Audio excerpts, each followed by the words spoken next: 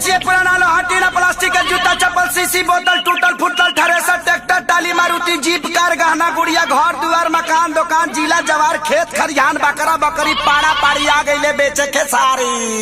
ए मालकिनी घर से निकला हो। अरे इ तो आवाज सुनल लागता। हाँ तारा गाँव के बगल वाला है।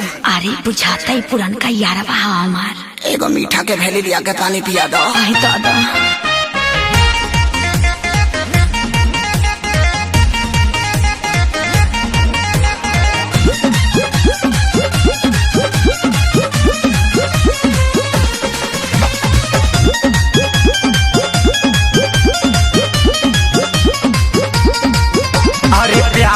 तुहरा असर हमारा पपड़ल बा भारी तुहरा चक्कर में करे जा हम बन गईनी कबड़ी।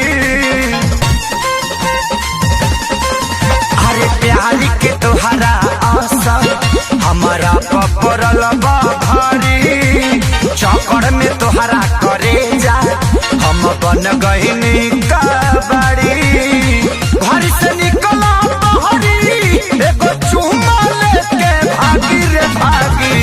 दादा जानी भतार कमारे लागी।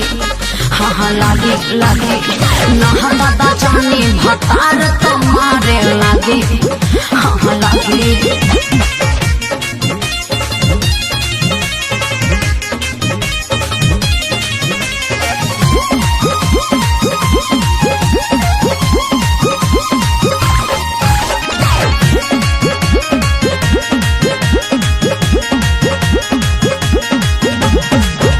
बाटे बियाहे से हमारा पटाओ तनी को जलागी भानो कदी घर से आओ।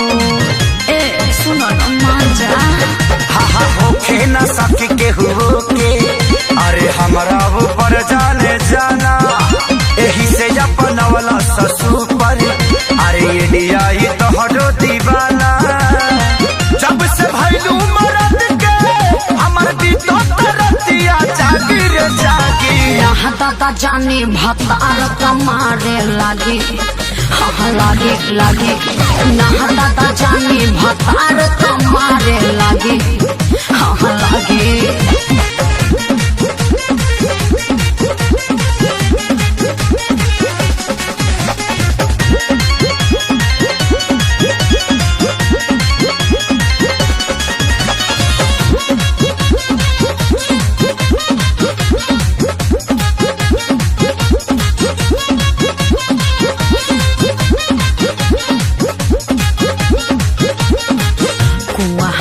के बात पूछो और रहे जा रहो नैहर के प्यार न करो ससुरा में प्रचार हो।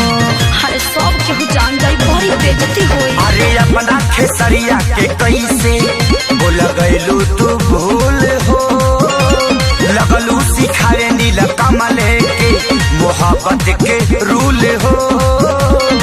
या तो राज से पूछी हो दादा जानी भतार कमारे लागी। हाँ लागी लागी ना दादा जानी भतार कमारे लागी। हाँ लागी अरे प्यारी के तुहरा असर हमारा पपड़ल बा भारी चक्कर में तुहरा करे जा हम बन गईनी कबड़ी। घर से निकला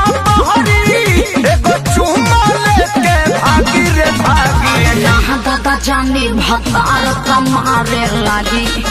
हाँ लागी लागी ना दादा जानी भतार कमारे लागी। हाँ लागी दादा जानी भतार कमारे लागी। हाँ लागी लागी ना दादा जानी भतार कमारे लागी। हाँ लागी।